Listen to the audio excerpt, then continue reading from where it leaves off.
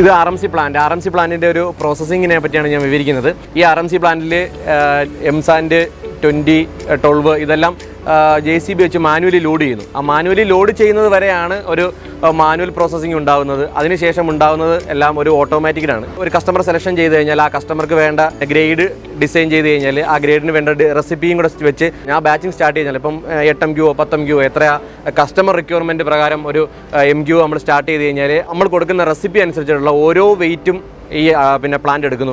20, 12 M-sand ഇതെല്ലാം ഈ conveyor ബെൽറ്റാണ് എടുക്കുന്നത്. ഈ കൺവെയർ ബെൽറ്റാണ് അതിൻ്റെ ഒരു വേയിങ് സിസ്റ്റം. ഈ കൺവെയർ ബെൽറ്റ് ഓൾറെഡി ഇതിനകത്ത് ലോഡ് സെല്ല് കണക്ട് ചെയ്തിട്ടുള്ളതാണ്. ആ വെയിറ്റ് അത് എടുക്കുന്നുണ്ട്.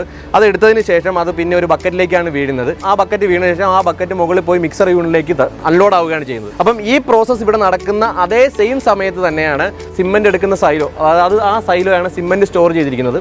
അപ്പം ആ സൈലോയിൽ നിന്ന് സിമെൻറ്റും വാട്ടറും അഡ്മിക്സറും നമ്മൾ കൊടുക്കുന്ന റെസിപ്പിയുടെ അനുസരിച്ചിട്ടുള്ള ഈ പ്രോഡക്റ്റ് ഇതെല്ലാം എടുത്ത് അവിടെ ഓൾറെഡി സ്റ്റോർഡ് ആയിരിക്കും. ഇതെല്ലാം കൂടെ ഒരുമിച്ച് ഒരു 40 സെക്കൻഡോളം ആ മിക്സർ യൂണിറ്റിൽ മിക്സ് ചെയ്തതിന് ശേഷമായിരിക്കും വണ്ടിയിലേക്ക് അൺലോഡ് ആവുക. ഇപ്പോൾ ഇത് 1 MQൻ്റെ പ്ലാന്റ് ആയതുകൊണ്ട് നമ്മൾ കൊടുക്കുന്നത് 8 or 10 MQ ആണെന്നുണ്ടെങ്കിൽ ഇത് 9 അല്ലെങ്കിൽ 10 പ്രാവശ്യം നമ്മൾ കൊടുക്കുന്ന അത്രയും പ്രാവശ്യം ഇത് സർക്കിൾ നടന്നുകൊണ്ടേയിരിക്കും. നമുക്കൊരു 1 MQ പ്ലാന്റ് ആയതുകൊണ്ട് ഒരു 13 മിനിറ്റ് 14 മിനിറ്റാണ് നമുക്കൊരു 10 MQ ഒരു വണ്ടി ബാച്ചിന് സമയം എടുക്കുന്നത്.